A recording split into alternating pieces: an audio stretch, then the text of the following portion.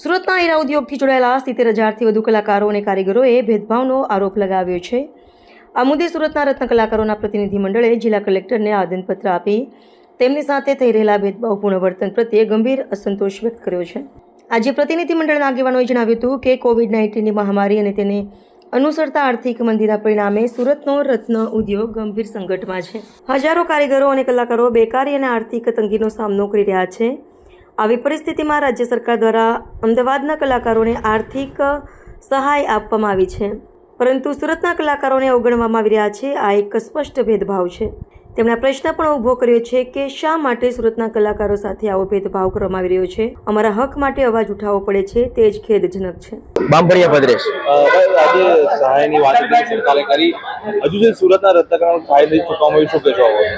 હા, સમથિંગ 1.5-2 મહિના પહેલા અમે ફોર્મ ભર્યા હતા અને એ ફોર્મ એવી રીતના ભર્યા હતા કે જે ડોક્યુમેન્ટ જે સરકારે બહાર પડ્યા હતા ને એ તો બહુ મુશ્કેલી કરીને અમે ભેગા કર્યા હતા, બરાબર। તો 1.5 મહિનો કમ્પ્લીટ, 1.5-2 મહિના કમ્પ્લીટ થઈ ગયા છે અને સ્કૂલ તરફથી એક હપ્તો ફીનો નીકળી ગયો છે, હવે બીજો હપ્તો આવી ગયો છે ફીનો, બરાબર।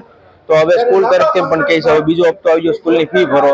તો સરકારશ્રીને અમે ખાસ એક વિનંતી કરવા માંગી છે, જે તમે ડોક્યુમેન્ટ કીધા હતા અમે તમે પરિપત્ર કર્યા છે, તમને આપ્યા છે, તો હવે તમે 1.5 મહિનાની જે મુદત આપી હતી એ પણ હવે પૂરી થઈ ગઈ છે।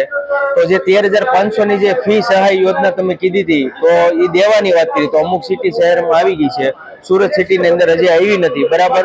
તો અમારી એક માંગણી છે કે જે અમારા બાળકો અત્યારે સ્કૂલમાં ભણે છે, હવે અત્યારે બીજા હપ્તાની ફી પણ આવી ગઈ છે, તો એની અમારી રિક્વાયરમેન્ટ છે કે તમે અમારી જે 13,500ની સહાય જે મૂકી હતી એ અમને આપી ગયો, જેથી કરીને અમે સ્કૂલમાં દઈ શકીએ।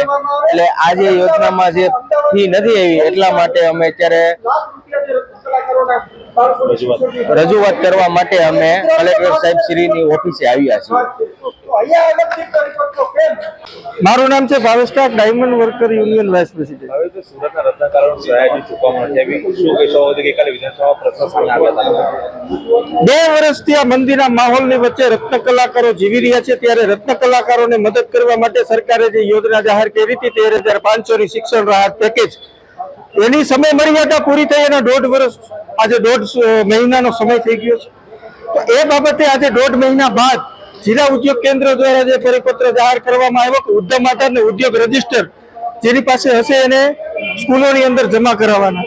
તો આ ઇન્ડસ્ટ્રીની અંદર 5% લોકો પાસે પણ આ રજીસ્ટર નથી, તો રત્ન કલાકારોને શું આ રત્ન કલાકારોને સહાય નહીં આપવા માટેનો પરિપત્ર છે? તો આ માટે અમે આજે સુરત કલેક્ટરને આવેદનપત્ર દેવા આવ્યા છીએ કે જે 70,000 લોકોએ અમદાવાદની અંદર 24 લાખની ચૂકવણી કરવામાં આવી રહી છે, તો સુરતની અંદર કેમ નહીં?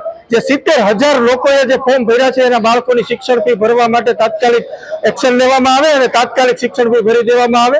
અને આજે અમે કલેક્ટર સાહેબને મળવા આવ્યા છીએ કે સુરત અને અમદાવાદ એ ગુજરાતનો ભાગ છે, તો ગુજરાતની અંદર સુરતના કેમ અલગ પરિપત્રો બહાર પાડવામાં આવે છે અને રદ કરવામાં આવે, એ બાબતે અમે આજે કલેક્ટરને આવેદનપત્ર દેવા આવ્યા છીએ।